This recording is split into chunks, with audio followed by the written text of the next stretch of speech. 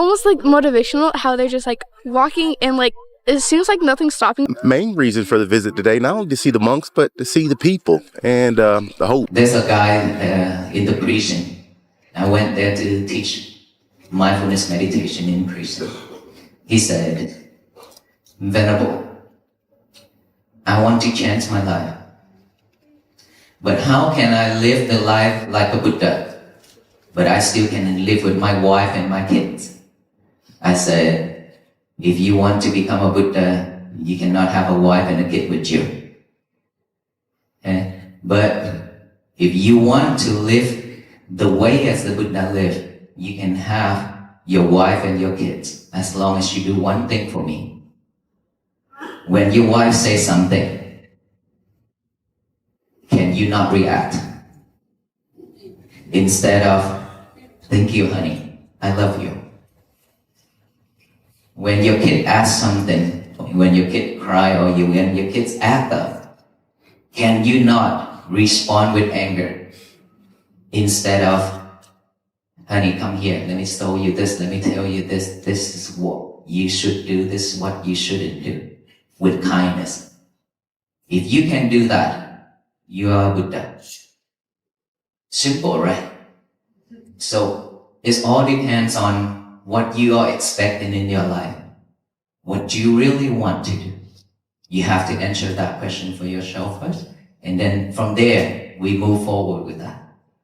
Just like me, 3 years, almost 3 years, that I asked myself, what can I do to support our people? When I have seen so much sufferings around me, a lot of people are suffering. And if I keep on staying at the temple to serve the small community, then that's it. And when I die, then it's finished. But my goal, my vow is to support, to help many more people. And that's why I keep on thinking about that for almost 3 years. Silently thinking of it. And then after that, I opened my mouth and asked my teachers, can I go out and do this? He said, go for it. And here am I, which you are. And to stand in front of thousands of people to share, this is not me. This is something that's very new to me. Well, I was an MC and running a lot of programs for temples. But for that many of people and for me to speak in English like this is very new. I can do all that in Vietnamese, okay, but not in English, my second language. But I hope what I said is clear enough and easy to listen. So thank you very much. And let us tie you up with us with the peace bracelet. How is the aloka? Aloka is okay. He's with us, but then he's under restriction, so he cannot walk a lot. Sometimes I bring him out to say hi to everybody and have to take him in, because when he see a lot of people, he just gonna go around and say hi to everybody. I have a pocket full of dog treats. Oh, he's also under control of treats as well. He had a lot of different kind of treats and he got diarrhea. See, so when you give somebody a lot of love, that's also a problem. Teenagers and kids nowadays, I talk about this topic already, but I'm going to share with you a short one, as we still have to walk. Okay, just one thing. And one thing, I think that after I share this, you probably don't remember what is loving kindness and what is compassion, what is mindfulness, but you will remember one thing, or you don't even remember me if I don't say this. But when I say this, I bet all of you are gonna remember me, because this is something that you live with it every day. Your lovers, your cell phone. Your cell phone is something that is pulling you off track. And teenagers, kids nowadays, they all have their own lovers. Right? A lot of things online that is so distracting, a lot of distractions around them. When they have this, they always with this, and that's why they have problem with the eyes too. A lot of kids wearing eyeglasses, isn't it? Why is that? Because of the lights, the screen. I was an engineer, IT. So I deal with computer, I deal with iPhone and cell phone a lot. So I know my eyes now also have problem. Okay. So when we are off track by using this, but we keep on using the cell phone every day without using our head, our memory and our mind, our brain, then how can we stay focused? How can we have a better life? Every time when they go to school, they just waiting for the moment to come out just to hold that lever and then check and chat and talk and surf the internet. We as adult too, no different. You carry your lover everywhere, even into the toilet. And toilet is the secret place for all of us. You brought your lover into that toilet and whispering the whole time. This is what I share every time. And it happens to be all of us. And then when you in there talking with your lover, you're not mindful with doing number one and number two. That is why a lot of us get constipation. Cannot let it go out because you're busy doing this. This is how we lose our memory a lot. And then when things happen, guess what? You cannot bear those feelings. Teenagers, they cannot bear those feelings. Because teenagers, the age of growing, they will have boyfriends and girlfriends, right? And something happened. They break up with their friends. What happened? They don't have a strong mind to deal with all that. What can they do? Stress. And then depression, suicide. It's because of that mind is so weak. Imagine if just a very simple math, they cannot use his head. They have to use a calculator, they have to use a cell phone to calculate it. Even us adult, we can't even remember 5 to 10 phone number. Why is that? Because of this. You don't use this anymore. Whenever you need to dial something, okay, I need to call Derek. Tap in the letter D. And it pop up Derek, Daryl, whatever that is. And then you just select and call. And which is back then you have to remember the number and you dial it, right? That's when we still using this. Now we don't use this anymore. And our brain is shrinking.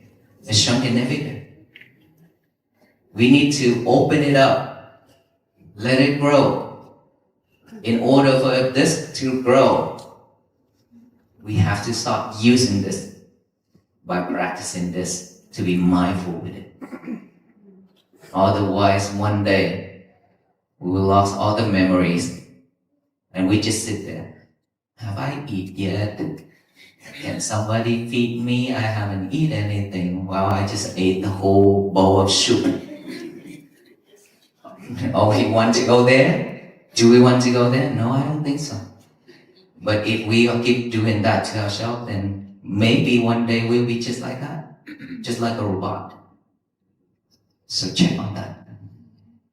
Okay. But altogether, mindfulness meditation can cure all that. Anxiety, depression. Believe it or not, I have helped a lot. So if you practice I'm pretty sure with you, no more stress, no more anxiety if you keep on practicing this. Even your cancer, if you believe in it, if you keep on practicing mindfulness, you can cure that cancer for yourself. I have many, many people who doctor turned away already. Say you only have 6 months left. They don't care. Okay, if I have 6 months, I will practice, do something for myself instead of sorrow and scare, afraid. They practice, either they using the beat or they focus on their breathing. Now they live 10 years. Many, many people like that. So believe it or not, if we want to know, practice it. But I encourage you all to practice that mindfulness because it's nothing to do with Buddhism. It's for all, because this breath is with all beings. Okay? Thank you very much. I practice this every day, even in my walk. When I walk, I still focus on my breathing. This is something that you don't need to borrow an external object. You already have it right here. So practice that. Sir, Yes, sir. I wanted to say something to you. It's not so much a question. Uh-huh. I'm a veteran, combat veteran. Mm-hmm. I served in, I won big sports. I served in Iraq. When I came home, I had a lot of internal struggles. And when Renee Good was killed the street the other day, it triggered me terribly. It brought about memories that I had locked away for years. And I spiraled out really bad. I hadn't been that way in years. And I saw this walk of peace that kind of centered me right back where I needed to be. And at the time, I thought you were walking for peace, just for peace in general, like war. But then I got to come here and I saw you online and you were talking about finding that peace inside first, you know? And then I realized I didn't even understand the peace walk. That this peace walk was greater than just peace in the world. And I just want to thank you for that and just tell you I really appreciate it. A lot of veterans like you that I have met along this road, and they also have the same problem of all those memories when fighting is coming back, and you cannot live with that. It's very a lot of things, that a lot of stress. So I always share this message, and for most of them, just like you, they start to come back and look within their breath. They find peace. So thank you so much that I'll be able to inspire you to practice something like this. Thank you. Okay, then our venerable monks give out the peace bracelet for you all. And you wear that, please remember, all those are just to remind you to be mindful, to practice mindfulness and be patient, and always be kind to all beings. Okay? We live in a world that is constantly asking for our attention, pulling us in 1,000 different directions before we have even poured our morning coffee. We wake up to the glaring alarms of our schedules, the relentless pinging of notifications, and the heavy, undeniable ache of a globe that feels as though it is spinning just a little too fast. In the midst of this modern chaos, there is a profound and collective longing for peace. Yet, we so often misunderstand what peace actually is. We fall into the trap of believing that peace is a distant destination, a quiet retreat in the mountains, or a perfectly curated living room where nothing ever goes wrong. We imagine that if we could just escape our responsibilities, silence our noisy neighborhoods, or fix the world's geopolitical conflicts, we would finally be able to breathe. But true peace is not a place we visit, nor is it merely the absence of external noise or global war. It is an intimate, moment-by-moment pilgrimage that we make inward. It is a walk we undertake right in the messy, unscripted center of our ordinary lives. discovering that the sanctuary we have been searching for out there has been resting quietly within us all along. This profound realization often challenges our romanticized visions of spiritual awakening. We tend to think that enlightenment requires leaving behind the beautiful, complicated entanglements of human relationships. Consider the person who feels overwhelmed by the daily friction of family life, the demanding spouse, the crying children, the endless chores. It is so tempting to believe that if we could just run away to a monastery or sit alone in unbroken silence, we could live like an awakened being. But the truth is far more challenging and infinitely more beautiful. If you want to live a truly awakened life, you do not need to abandon your partner or your children. You simply need to change how you meet them. The ultimate test of mindfulness does not happen on a solitary meditation cushion. It happens in your kitchen. When your partner says something that frustrates you, can you pause and choose not to react with defensiveness? Can you, instead, offer a simple, grounded, thank you, or an expression of love? When your child acts up or cries out in frustration, can you resist the familiar surge of anger? Can you kneel down, look them in the eye, and guide them with gentle, unwavering kindness? If you can transform the heat of anger into the warmth of compassion right there in your own home, you are already touching the hem of enlightenment. It is the simple, radical act of choosing response over reaction, proving that our greatest spiritual teachers are often the people sitting across from us at the dinner table. Once we begin to cultivate this deep, responsive peace within our own walls, it naturally begins to overflow. True peace cannot be contained. It is inherently expansive and desperately wants to relieve the suffering of others. There comes a moment in every spiritual journey where we must look at the world around us, acknowledge the immense pain our fellow human beings are carrying, and ask ourselves, what can I do to support them?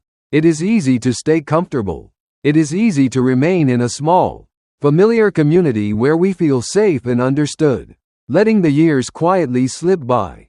But if we keep our peace locked away, serving only ourselves and our immediate circles, the work remains unfinished. Stepping out of our comfort zones requires immense courage. It might mean spending years silently contemplating our true purpose, holding a deep vow to help many more people, and then finally opening our mouths to ask for guidance. When the answer comes, go for it, we are often asked to do things that terrify us.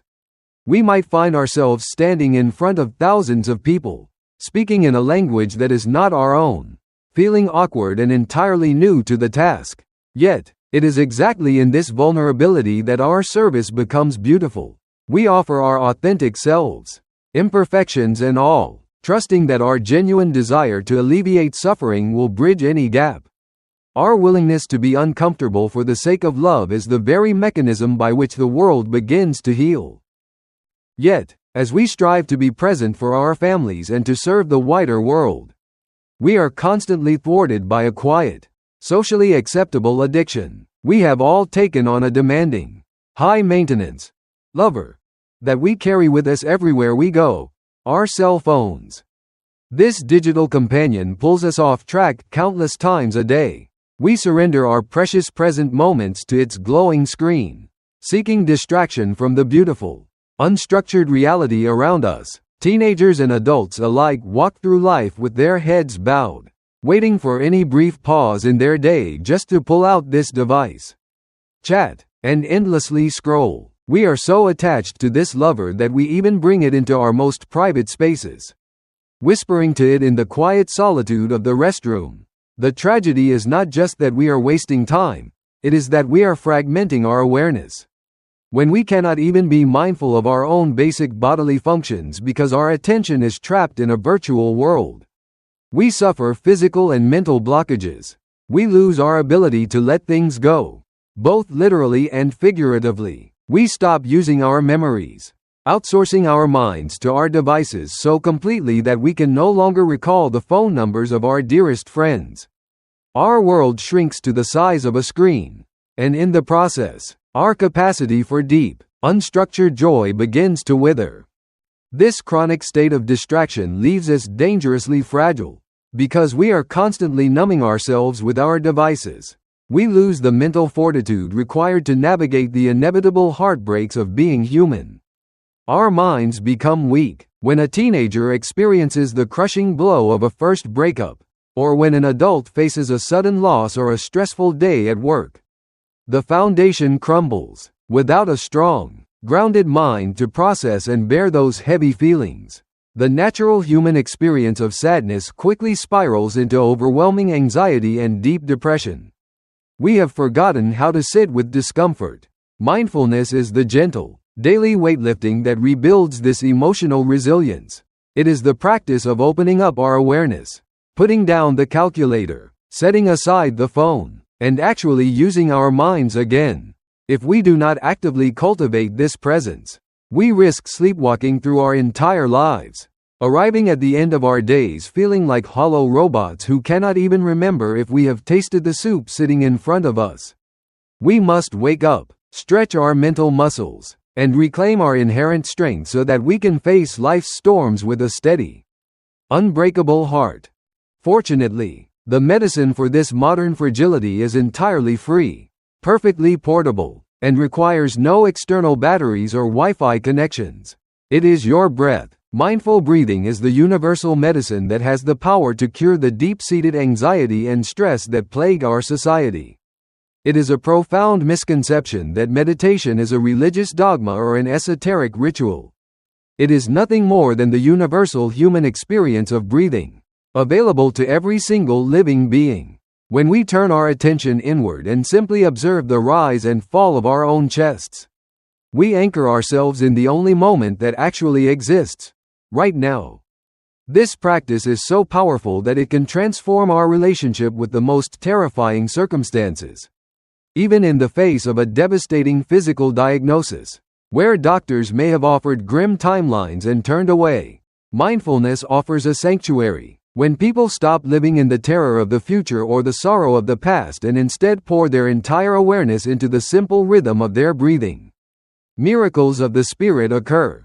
The body and mind, no longer exhausted by the friction of resistance, find a profound resting place.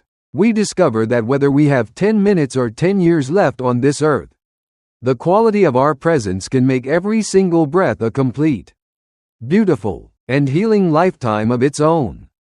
Ultimately, this inner sanctuary is the only true foundation for world peace. We carry profound, hidden traumas from the battles of our pasts, some of us from literal war zones, others from the quiet, invisible wars fought in our childhood homes or daily struggles, like a combat veteran walking down an ordinary street only to be suddenly ambushed by agonizing memories. We are all susceptible to being triggered, spiraling out of control when the unhealed parts of us are touched. But when we witness someone walking in true, embodied peace, it acts as a mirror. It centers us and reminds us of our own capacity for serenity. We realize then that a walk for peace is not merely a political statement against global conflict, it is a desperate, beautiful plea to end the war within ourselves. We cannot offer the world a peace we do not possess. As we learn to look within, breathing through our deepest wounds, we slowly disarm our own hearts. We must learn to love wisely, balancing our immense compassion with gentle boundaries. Much like realizing that feeding a beloved pet too many treats out of sheer affection can actually cause them harm. True love requires mindfulness, patience, and clarity. So let us imagine tying an invisible bracelet of peace around our wrists today. Let it serve as a quiet, constant reminder to pause, to breathe, to be infinitely patient with our own struggles, and to always offer our most courageous kindness to every being we meet along the road.